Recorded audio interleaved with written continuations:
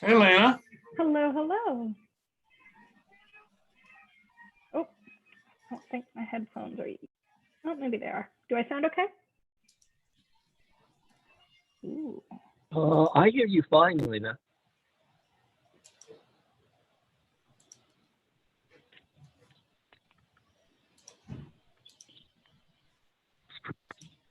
Hi, Dave. Is that you? I'm here. Can you hear me? Yes, we hear you fine. I hear you fine. Well, guys, thank you for joining and welcome to our audience to Community and Technology. Another edition this Wednesday, April 8th, coming to you live, also streaming live on YouTube. How is everyone? You safe? You sound? You well?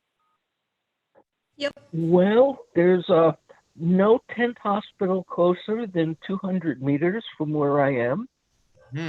There is one in Central Park, but fortunately Jenny and I are healthy and well supplied. The stores on the west side, on the few times you go out, are very well stocked. I got all but one item on my shopping list. And I bought enough stuff at Trader Joe's. I'm not going to have to go back for another 10 days, which is smart. Wow. Yeah, I just spent some time sitting down with my wife and family members. There are about 5 of us here in our house, and we, I've been going to the store like every couple of days, and the last time I went in there, I really got a mild panic attack. There were just too many people, even though they had one long line separated by 5 or 6 feet of folks feeding into the cashier. The aisles were still too congested for me. Too many folks talking and running their mouths without masks on. And so I decided, well, we have to limit our grocery store runs. I'm going to try and go like once every 2 weeks and just do a big shop and then just make do with whatever it is that we get so that they're not running back and forth. How about you, Lena? How's your situation? Last week I did a big shop with the hope that we wouldn't go again for 2 weeks. And after a week, I was like, nah, I want fresh fruits and vegetables. And yeah. I ordered a box to show up at my house. I found out that there's a company in St. Louis that's actually been doing like a produce delivery box the company's been around for 100 years. But it's sort of like a CSA. And interestingly, I did a price comparison and it's about on par, except I don't get to choose exactly what's in the box. Mm-hmm. There's also a big push in, at least in St. Louis, for curbside because everyone drives here. So it's a very different experience than when I lived in New York because, you walk to the store, you get your stuff. And in St. Louis, people drive. So there's a lot more curbside options. Mm-hmm. Good. That's good. I'm going to look into the delivery thing. That sounds like a good option for fresh food, fresh produce, the delivery option. I'm going to look into that. Dave? Well, one option is go ahead. Community supported agriculture. It's something I did while I was in New York, where you sign up for a farm share and you get a box that's sourced locally, and I've seen that there are some of those that are still going and have made adjustments to how they work for COVID concerns. Mm-hmm. I felt a little bit better in the store because Jenny went and sewed me a mask very carefully, double ply, 4 plies even better, I understand. Mm-hmm. And I have some filter paper I'm going to put in the middle of it that's going to help. That doesn't solve everything. That doesn't make you safe, but it's better than nothing. And if done right, apparently you can get 50 to 80% protection from a homemade mask, which is great. Mm-hmm. In addition to which, we have some vinyl gloves. Yeah, one of the things I just wanted to mention. What about gloves, Dave? I was saying we have some vinyl gloves now. Amazon delivered us a box of 50, so that's good. And apparently in the Flushing Depot, they have face masks for us. So we're starting to see supply. Mm-hmm. Okay, that's good. That's good. One of the things that you guys have probably heard me talk about our community garden that my wife Linda and I started about 9 years ago here in New Rochelle. and we've been kind of back and forth. And just this past weekend, we had a virtual call with about 20 of the gardeners, and we decided that we are going to open up, but we're going to put together a schedule so that there are no more than 6 people in the garden, and there are really 2 gardens connected to each other, so no more than 3 people on each side of the garden. And altogether it's 10,000 square feet, so there's a lot of room. So we're putting together a schedule that, going to give folks 2 hours twice a week so they can be outside in the garden, plant their produce. And, from everything that I've heard, we just got off, and I want you guys to also check out on the Streaming University YouTube channel, Dr. Velva Bowles. I'm also going to be posting her on the WHCR EBT site. She's an incredible physician and scientist, MD, PhD, and down in Louisiana, and very active and socially progressive. And one of the things that she was encouraging people to do was to get outside. And Doug asked the question, well, I see all these people walking around without masks. Isn't that ridiculous? She said, no, as long as you are 6 feet away from people, you can be outside in the fresh air without the mask. It's the congested areas, it's coming in contact with people where you must wear the mask. So all that's to say is that we're going to encourage our folks to come to the garden, to keep the social distance in the garden, no more than 3 in each section of the garden. And hopefully we're going to be able to have a productive planting season this year because fresh produce is ever more important. It's becoming more and more clear how important it is to be able to source our own food. Yeah. I found it's an all but deserted parking lot. There are lots of cars there, but no people coming and going. And actually walked a mile going back and forth a dozen times there. And it felt really good to be outside. Yeah. I know after walking around, I spent like a day driving around. I was so paranoid. Now I'm going to take the mask off when I drive the car. But I had the mask on for like 3 or 4 hours. And it's when I finally got home, it felt so good to take it off. I mean, it's really so confining to breathe through that thing. But, when we're in those situations around people. What's that, Dave? I said, get used to wearing masks. Yeah. Because it's probably going to be the smart thing to do for years, not weeks, years. Yeah, Dr. Bowles, again, I want you guys, I'm gonna send you links to the interview, which just preceded this one. She talked about the Spanish flu, which Lena, I know that you had brought up a couple weeks ago that you wanted to talk about. And she said it went almost 2 years before it was finally eradicated. And that a 1/3 of the global population died because of it, which just blew my mind. Of course, the world was a lot smaller then, but still 1/3 of the planet died from that disease. But it took 2 years. One of the things Go ahead. One of the things I learned about it recently that I thought was pretty wild is it's somewhat fashionable in Japan to wear a mask. Like if you're feeling a little sick, it's just totally normal to wear a mask. But there's some people who just wear masks when they're out and about, like we are now. Actually went into vogue during the Spanish flu. Oh, really? Yeah. Wow, and when I found that out, I was just like, oh, well that, So, yeah. Yeah, one of Dr. Bowles is, she was asked how long did she think that this would last, and she said she thought we'd see a decline in late summer, but that there was going to be resurgence in the fall and winter, just because it's typically viral season, and that she predicted an uptick. And bottom line for her is 12 to 15 months is what she kind of threw out there as the time frame for this thing to finally under control. Unfortunately, it's very confusing because the experts disagree, and most of them say they aren't sure. The takeaway for all of us is that it's not going to be cured in 10 days. It's not going to go away. Things like this usually come in waves, and the odds are there will be another wave. We don't know when. We don't know where it's going to start. They're looking very hard for it. There's some data I can give you that convinced me how important it was to think of more than 5 days or 10 days before it's done.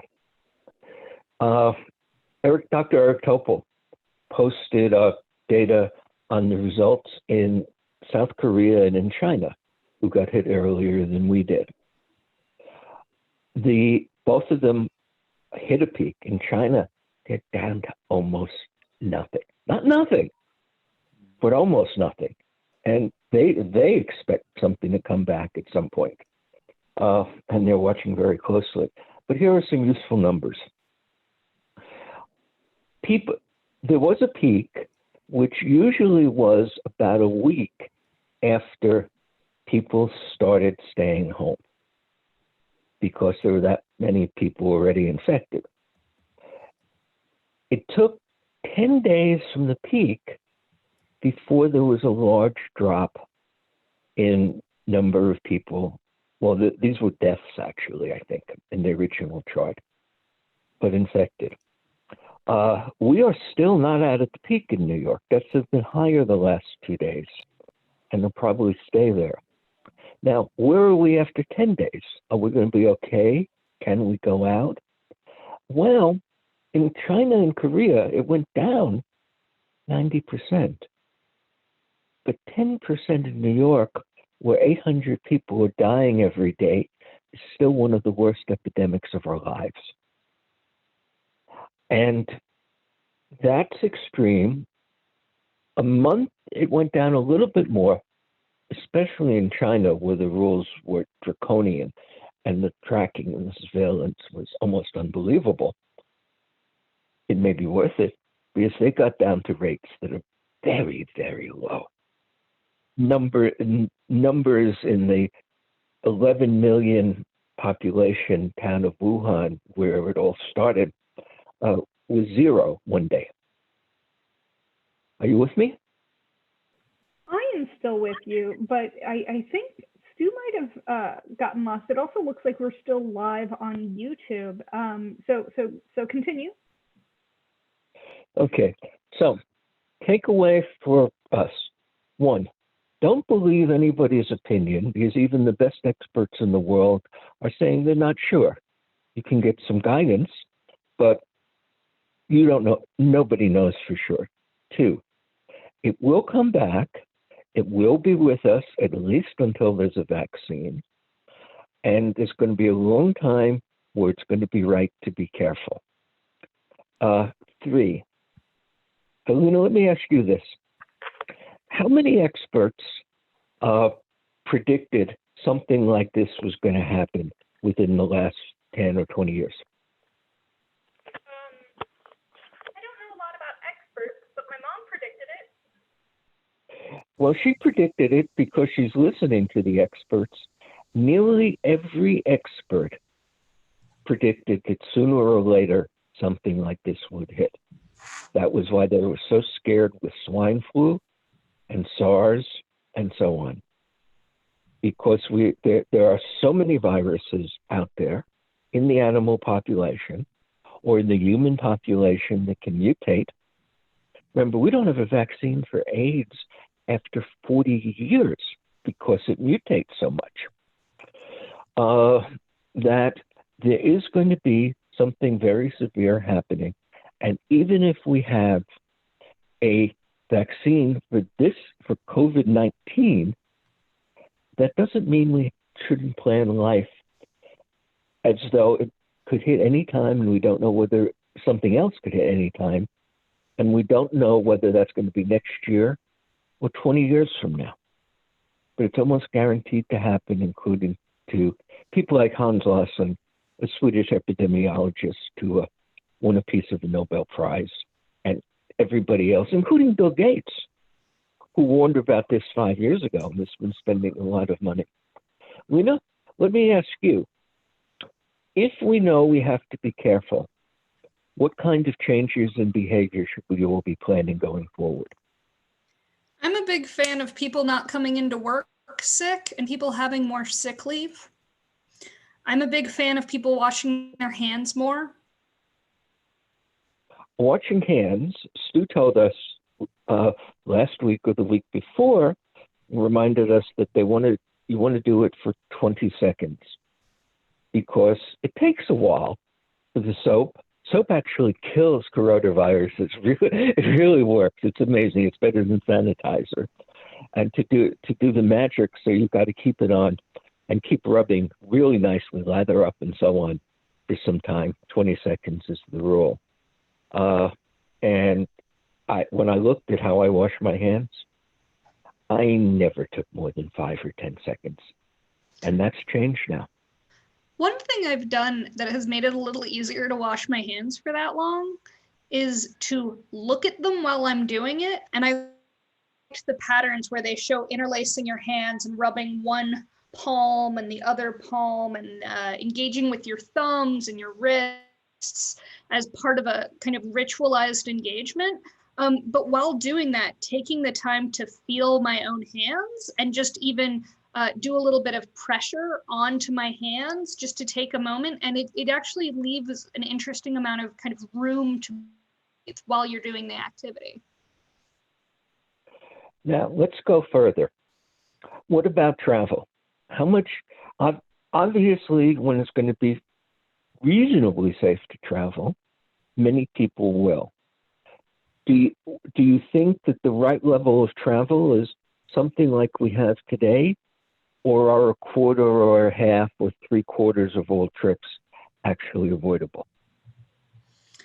So with that kind of question, my actual response is that the carbon footprint of travel hasn't really impacted the cost of travel. So I think for other reasons, there should be less travel, and it's not really related to wellness.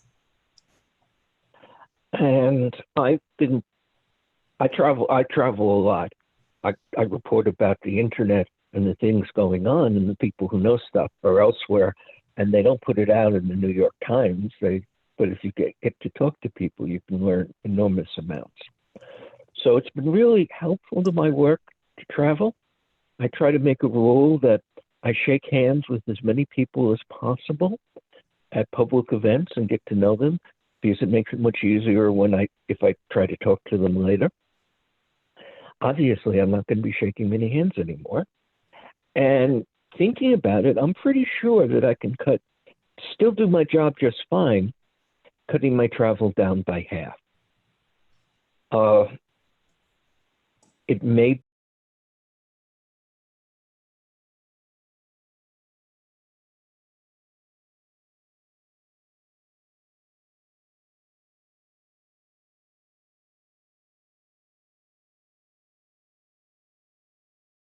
Hey, Lena. Hey. Hello again. Yeah, I don't know what happened. Everything just dropped out. So here we are again. It was interesting. The on YouTube button up in the corner was still on. So Dave and I just kept chatting. Okay, good. For some reason, I lost my internet connection. It just dropped out. So, I mean, the Zoom conversation is probably going on fine. So, I just ended it and restarted. So hopefully Dave will come back again. I just sent him a new invite and started the YouTube broadcast anew. It was really heartwarming to hear what you're doing with your community garden. You know, it is heartwarming. I mean, Linda and I look at each other and in amazement that, you know, what we've been able to do.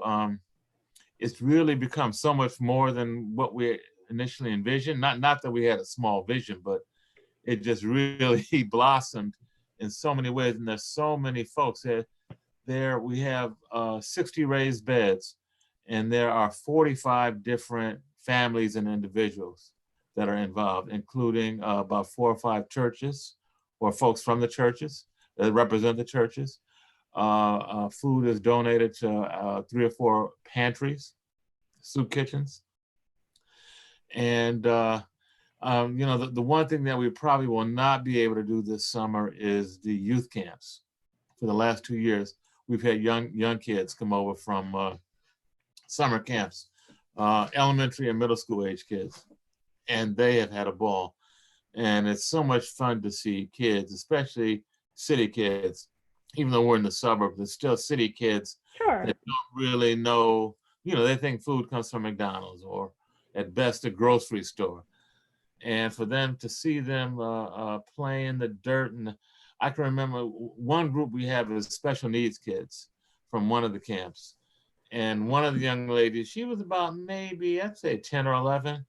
And she was in one of the beds and just turning over the worms and stuff. And she just yelled out, "Wow, I'm having so much fun." And it was like, oh my God, this is what you live for, It's totally spontaneous. And so it's very fulfilling. And, it's a real community service in that, families are really beginning to feed themselves, with their own labor and, with a farm, if you will, community farm that for many of them is walking distance, even though there is a parking lot because we co-join. We're part of a community park, a neighborhood park, a small park, but still park, called Lincoln Park. And there's a Boys and Girls Club there that houses some of these kids that I talked about, and they have a parking lot. So that also makes it easy for folks to come to. We do have some folks, we have folks that come from one family, a couple that comes from Brooklyn. They were trying to farm in Brooklyn and the beds were so small. And they talked about just how competitive all the farmers were that they just, they couldn't relax, they couldn't get it done. So they came up to our garden here in New Rochelle. And it's a very family situation where all the gardeners are helping each other and tips and, how to do this, how to do that. And you have folks we have Haitian farmers, we have farmers from Mexico, we have Koreans, we have Eastern European. So it's a real mixture, cultural mix. So we're learning about different crops and different, some folks. One woman brought seeds home from I think it was one of the Middle Eastern countries. I'm not sure where she's from, but there were special peppers that she could not find here. And she brought the seeds from home and planted them, and it was outstanding. So it's been really very fulfilling in many ways. Dave, are you back with us? Yes, I am. Okay. Standing by. Yeah. We were just talking about the community garden and how much fun we're having, and we're trying to keep it going this year in light of the the crisis we're having and the social distancing requirements. So we're scheduling folks to come into the garden in 2-hour shifts. So we're just in the midst of getting that going. The official start date is April 1, so we're still kind of on time. And the real planting doesn't begin until next month. When we lost you, I was talking about the data that I've been seeing. Yeah. Can you play that back again? Sure. Okay. First thing, I've been compulsively reading this stuff, so that I've seen a whole lot and I can get a sense of what's it. The first thing is the real experts disagree that while they all say they're not sure. They have loads of models, loads of historical examples, loads of data, but we don't have the science to give absolute certainty on this. But there are a lot of things there that can inform what we think of. The most important thing is that pandemics will happen. Nearly every expert has been expecting something like this for decades, literally. That was why everybody was so scared in swine flu and in SARS, because the experts knew what this was like. When I say experts, I'm talking about people like Hans Rosling, the Swede who got part of a Nobel Prize, an epidemiologist. So pandemics will happen. There are too many viruses out there, both in animals, which can cross over, as probably as did happen here, almost certainly. They're still debating which and where, but also in humans, where viruses mutate. Nothing has been better evidence of how viruses can change than the inability after 40 years to make a vaccine for AIDS. I remember when the government came out, Secretary of Health and Human Services or whatever said, we'll have a vaccine in 6 months. That was 35 years ago.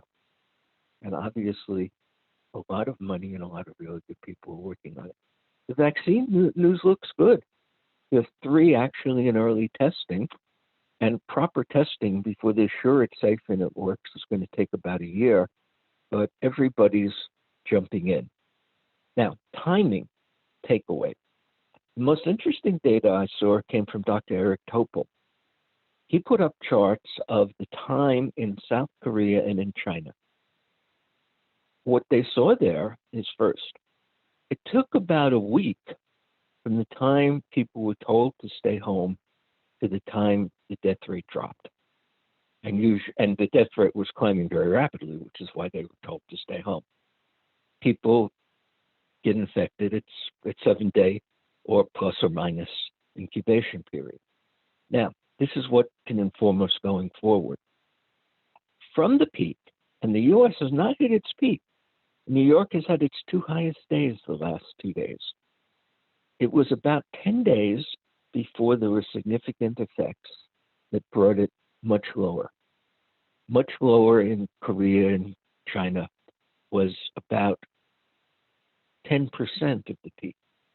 But remember, with New York going at 800 people dying a day, even 10%, 80 people would be one of the worst epidemics of our lifetime. So even if things go well, 10 days, there's still going to be a lot of infectivity after. The Korean numbers showed a fair number of infections even 30 days. So it's not going to return to normal. We are going to have to change how we live. What the way to do that is going to be, I was asking Luna for some ideas because I was talking too much. So let's do that again. Luna, what are you going to suggest is going to be smart ways to change how we live going forward? So washing our hands, practice at that. I've gotten pretty meditative about how I wash my hands. I sing a little song. I do it that way. I do my songs. It's great. But I also to just experience the moment. It's an opportunity for me to engage with kind of mindfulness. And I think that's going to be true for other people as well. I also am really hopeful that this will push for every job having sick days. Paid sick days, because that's an incredible problem in this country, is the fact that people go to work sick. I'm also hopeful that our essential workers are viewed as essential, are understood to be essential after this, and that the minimum wage across the country is raised to a sane, livable wage. I'm also a little hopeful about universal basic income coming into being after all this, but I don't know. The rumor is that Spain and Portugal are thinking of actually doing universal basic income, at least in some states. Yeah, we're going to have a show. We're going to have our show next week, next Wednesday. We're going to have Diana Blackwell and Eno Schmidt and another one of their associates talking about universal basic income. Eno, as you guys may remember, is a Swiss/German advocate of UBI, has been advocating for, I think, a decade or so. So I'm going to really be interested in what he has to say about what Spain is doing. Certainly, there's been a lot more awareness, and I've heard a number of politicians over here call for it in response to the epidemic. The other thing that I like to see, as well as universal basic income, is universal broadband. It was interesting. Not today's interview, but a week or so ago, we spoke with Dr. Velva Bowles. And the first thing she said, she was asked, what's the most important thing that we need to happen to help stem this virus? She said, we need universal broadband. Everyone needs to be online. And it needs to be free. And I was, of course, we've been talking that, I've been saying that, but to hear a physician say that, I was really a little taken aback, but not really surprised. Just her, I guess, her savvy in terms of recognizing just how critical the online connectivity is today and will be going forward, given the social isolation that is probably going to persist for some time going forward. So I'm hoping that we're going to see some movement in that direction. I know, Dave, you've done a little bit of research about what's going on both locally and nationally regarding I won't say free broadband because it's well, let me start out with free because okay. I got a good story on that. It looks like a bit of a two-step to me from what I've seen, but go ahead. Okay. I made a mistake when I spoke last week about Rutland, Vermont, where 100 families chosen by the school district are getting free broadband at 100 megabits a second. And they're ready to do more as the school district represents it. The interesting thing there is how it happened. Technology in wireless has gotten so good that by upgrading the local wireless, Vermontel, with whom I work, so I got the conflict of interest, in 2 weeks was able to deliver 100 megabits across over 70% of the town of Rutland and out to the schools. This was quite remarkable because they don't have that much spectrum, and they're just a regional company that decided a few weeks ago, what can we do? They were looking at upgrading their system. Ericsson agreed to come in, and in 2 weeks, they upgraded to a new 4G, 5G massive MIMO system, and they went from minimal coverage to 70% of the town, and gave 100 modems and already give 100 more as soon as the school district goes. And the schools came up with Chromebooks for all the same students. So yes, some cases it can be free. The free can and should extend to way more. And not just because the companies make a pile of money off the government to do it. They're all saying, oh, we want a subsidy, we want a subsidy, we want a subsidy. Well, every wireless network in the world that's built decently has loads of spare capacity in most of its territory.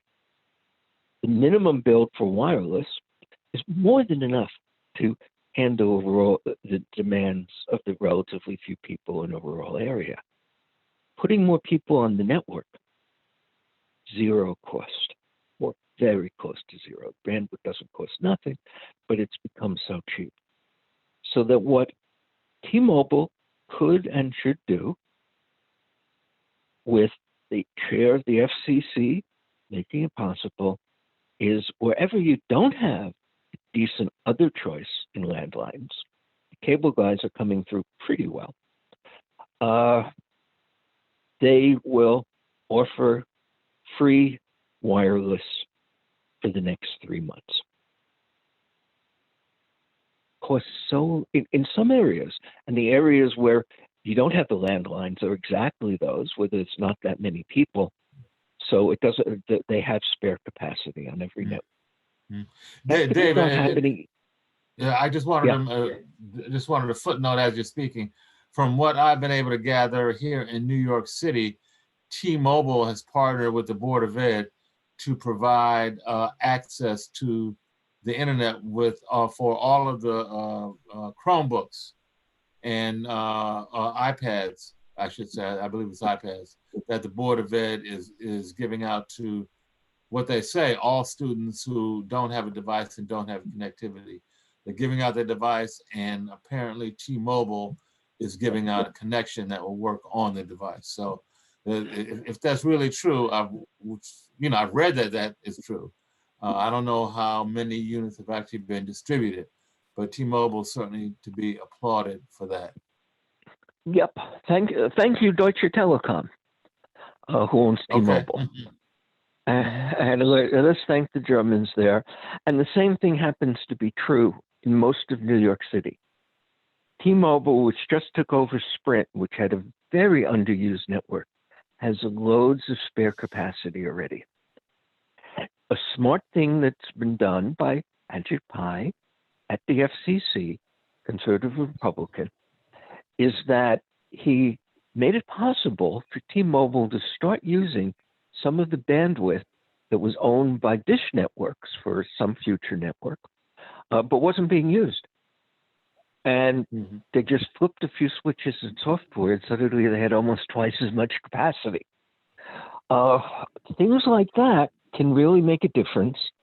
And understanding the nature of wireless networks, you discover that in much of the world, much of the time, there's spare capacity that the carriers could make available to people in need at a minimal cost, so low that it's worth it for the PR. Another company that deserves credit is Charter, which owns Time Warner here in New York.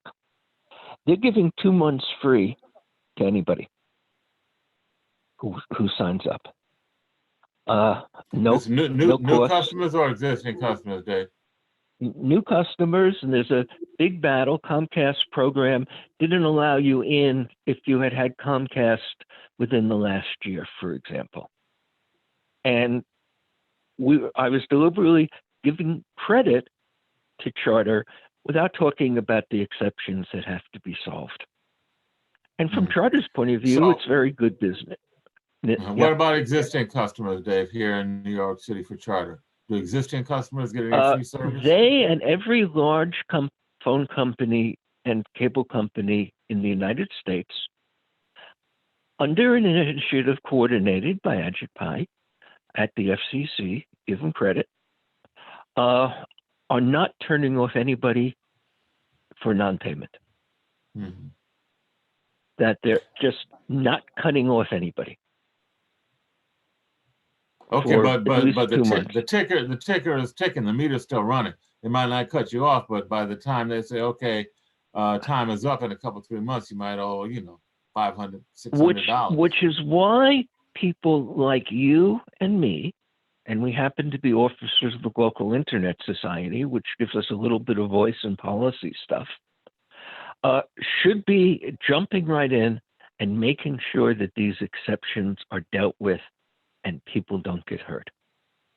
The most extreme right now is that in half of Verizon has a low-cost program where they have fiber. I don't know the details. It's not perfect, but it's there. But they have no program for the half of the network that they didn't put fiber into, where they just have DSL, or they're relying just on wireless. That was brought up by Ars Technica, I forget his name, who reported it 2 days ago. And I think that we as the Internet Society should jump right in, have a resolution, publicize it, go out to the press, and embarrass the heck out of Verizon till they find some way to take care of these customers, most of whom could be reached by Verizon Wireless at very low cost because they're not in the areas where the capacity is constrained. During normal times, Dave, I would say they could not be embarrassed into doing that. But in today's climate, I think we might have a chance to have them actually respond. And that's why it's so important to understand the networks, and that's the expertise that you and I bring because we've built networks. I know if Verizon can do this for not very much money. They can't do it in Manhattan because they probably don't have the capacity. But in most of the network, and that includes places where people don't have cable, they do have spare capacity. You're talking wireline or wireless, Dave? Wireless. Okay. On wireline, if they have DSL available to the home, and that's 10 million homes we're talking about, where they didn't upgrade to fiber, the cost of connecting somebody to DSL is about $125. That's something that is it is not going to break the bank at a company that earns $15 billion a year and is in Washington demanding subsidies right now. As though they're facing a crisis worse than the people who are having trouble finding food today.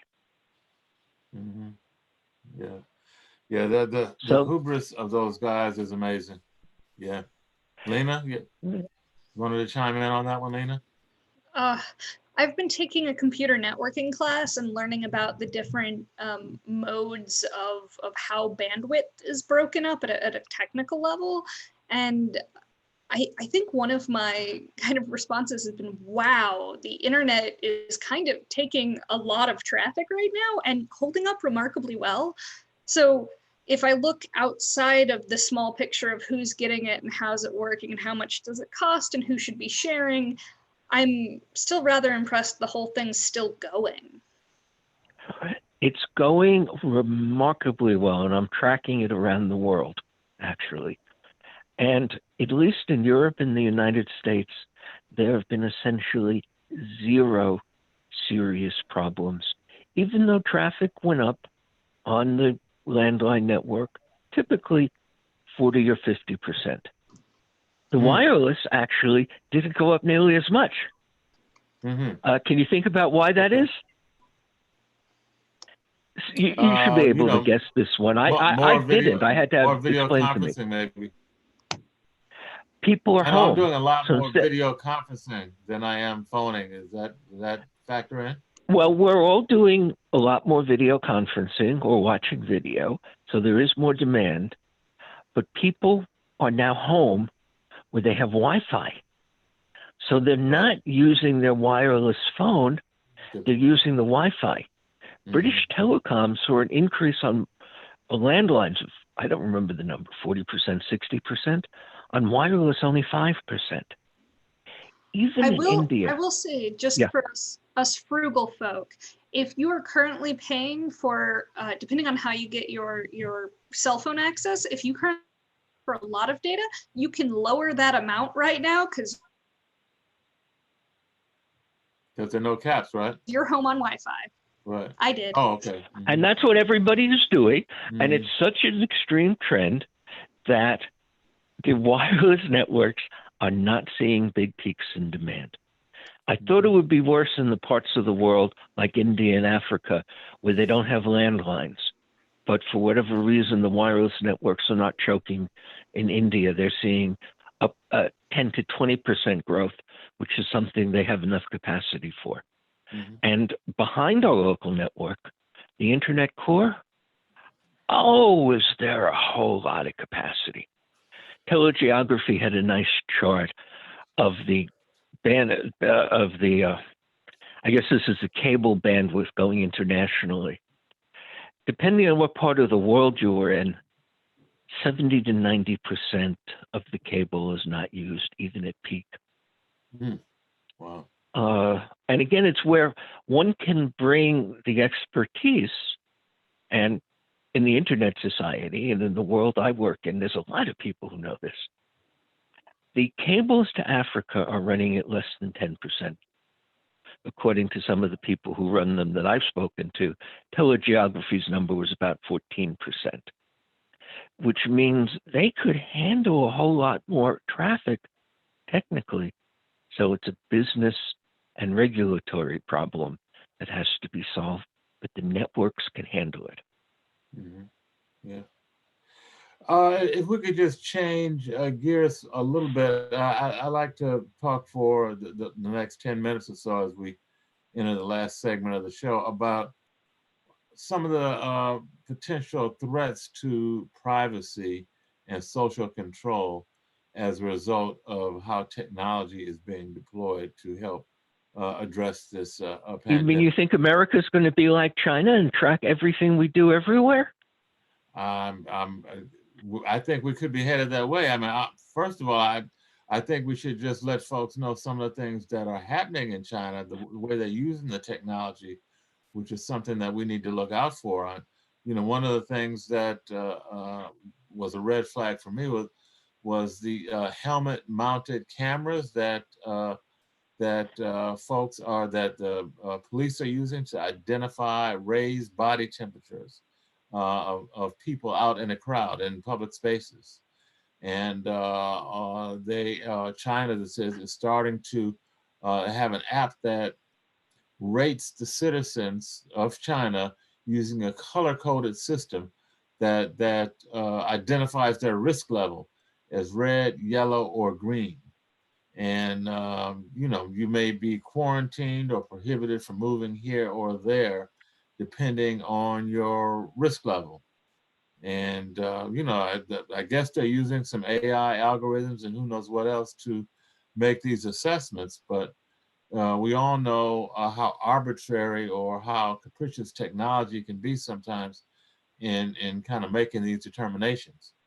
And it certainly kind of gives me pause as to how something like that might be enacted here in the U.S.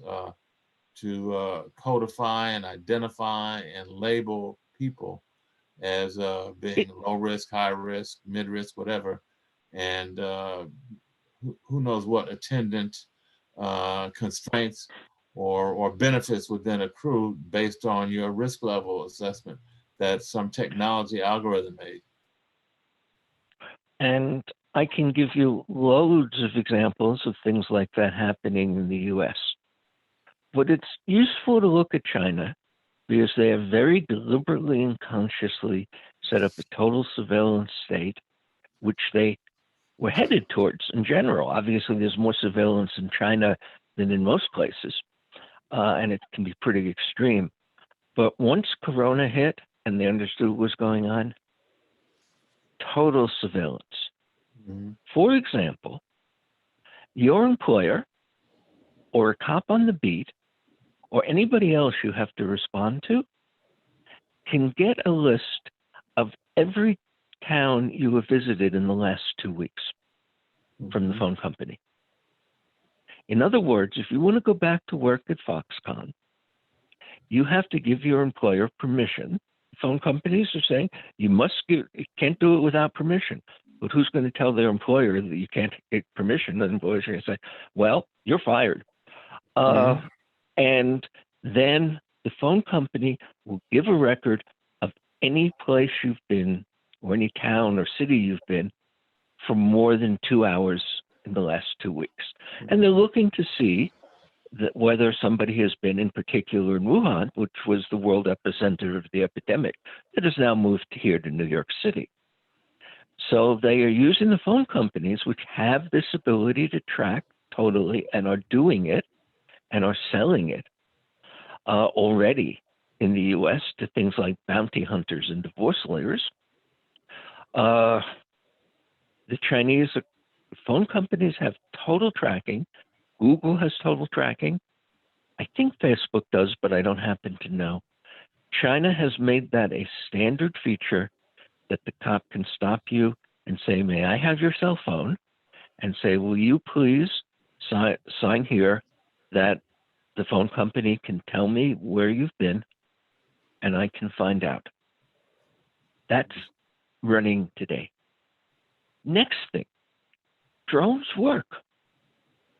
They are great for a whole lot of things, including getting parts up to a 300-foot tower and so on, and doing a visual inspection. And drones are being used more and more. Obviously, the United States is the leader in the world using them to kill people in 22 countries or something like that. So drones work. And one of the things Chinese are doing is they have drones in some areas out there going over the streets, seeing who is out, and literally they've got an operator behind it who will say, is your work essential? They can see whether or not you're wearing a mask, and they can ask where you're going, where you're from, and determine who's on the street and tell them to go right home. They're not doing it, but in other countries, when they catch somebody out for who shouldn't be, according to sensible rules on quarantine, they're giving $500 and $1,000 fines. I don't think the Chinese are fining, but they do have these little drones going all over the cities, checking who's out there, that they have a mask, and if they have some reason, they can go further, and actually the police officer behind it can interrogate you. That Yeah, kind I read one story, Dave, that said that the Chinese can lock people up for as much as 7 years for violating the quarantine and the social distancing rules and regulations. That's draconian. I wouldn't be surprised if the penalties go to that. Mm-hmm. Frankly, I think the pastor who held a service last Sunday and had, I think it was hundreds of people attend, should be in jail. Yeah. I don't know, 7 years, but that's the kind of regulation that is a reasonable government thing. Did the Chinese go too far? I don't know. It's a really hard question. I hate everything they did, but I also know that they have brought the rate down to almost zero. Mm-hmm. So is there a happy medium? Do we have to go that far? I sure as hell hope not. But that's what we're looking at and facing.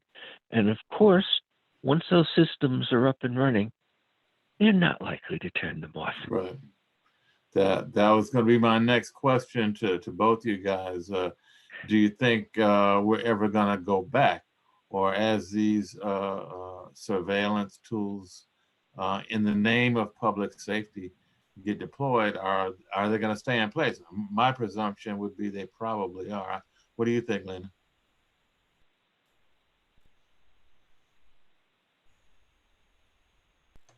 So you froze for a moment, at least for me. Okay. I don't think we're going to go back on surveillance. I think we've been ever moving forward and just getting more and more deeply entrenched in a surveillance state.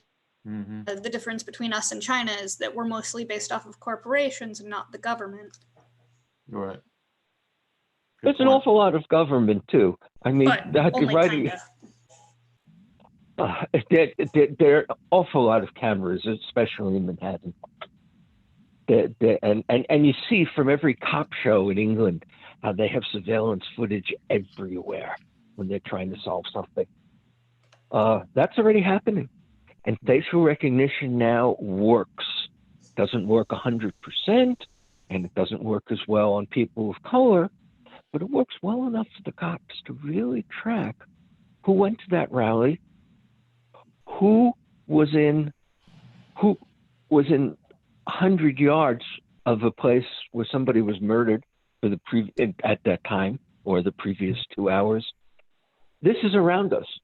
I don't have answers, but there's no doubt the technology is there. It's working. It's being used. China may be doing more of it than anyone else. I would expect so, because they're great technically, and the government has no limits that they don't want to impose on themselves. Yeah.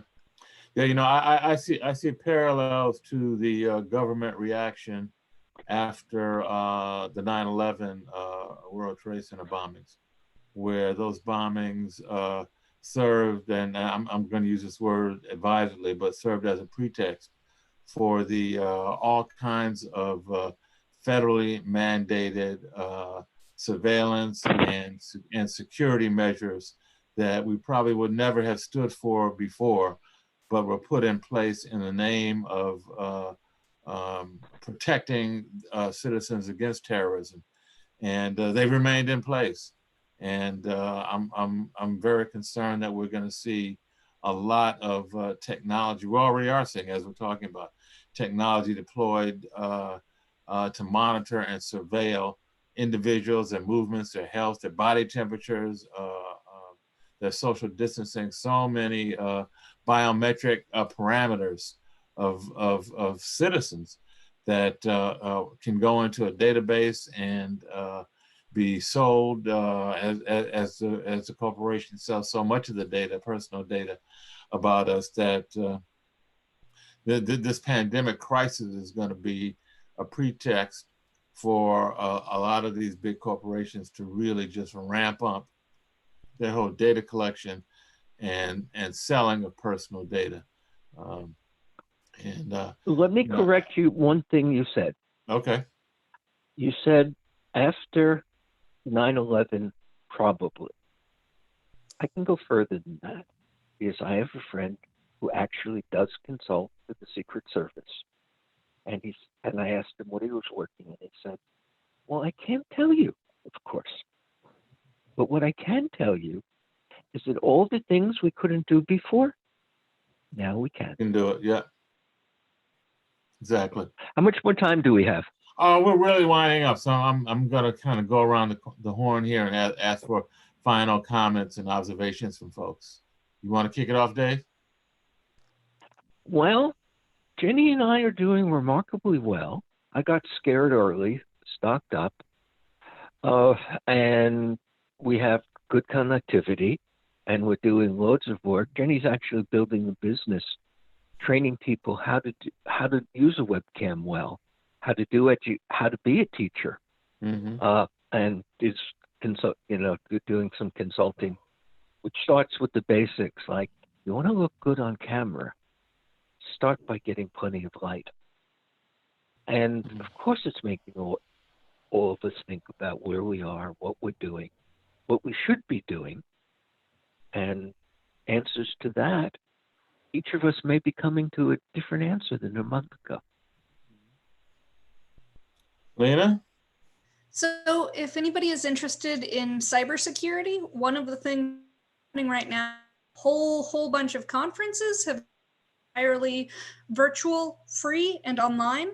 So if you're interested in, say, vCyberCom, or InfoSec Oasis, or OPCDE, or SARCon, even Hack in the Box, which is an event I've been to. One free online virtual InfoSec cybersecurity conference, and it was really good. It's a lot of people being online, so moving it to totally virtual isn't as uncomfortable for them. There's also a lot of library webinars, conferences that are also in the pipelines and in the works. So I've got a lot of content. Okay. I've been on 2 of those this week, one in California and one in Australia. And I actually got a chance to ask some important questions for my work about 5G to a guy who's making some of the most advanced digital signal processors, and got an answer that normally I would have had to go to that conference in California to get. So it's not the same thing, but you can get a lot done. Mm-hmm. Okay, I guess my final comment is I would urge folks to use the time that we have to kind of maybe look inside ourselves and begin to prioritize what's really important for ourselves and our families. I think there's a lot more opportunity for quiet time and self-reflection, given that we, stay inside, don't go out. And I think we can use that to our advantage as we explore what's really important, and maybe kind of let go of some of the things that aren't so important, as this pandemic crisis kind of lays out some of those priorities for us in some very stark ways. So I want to thank everyone for listening. This has been Community and Technology with Lena Marvin, Dave Bernstein, Stu Reed. Bring you information about technology and community and the nexus of the two. Brought to you by WHCR Radio and the Streaming University Project. Thanks for tuning in, and see you next week, Wednesday, 5 o'clock. And be sure and check us out on YouTube, Streaming University on YouTube, Community and Technology. Bye-bye.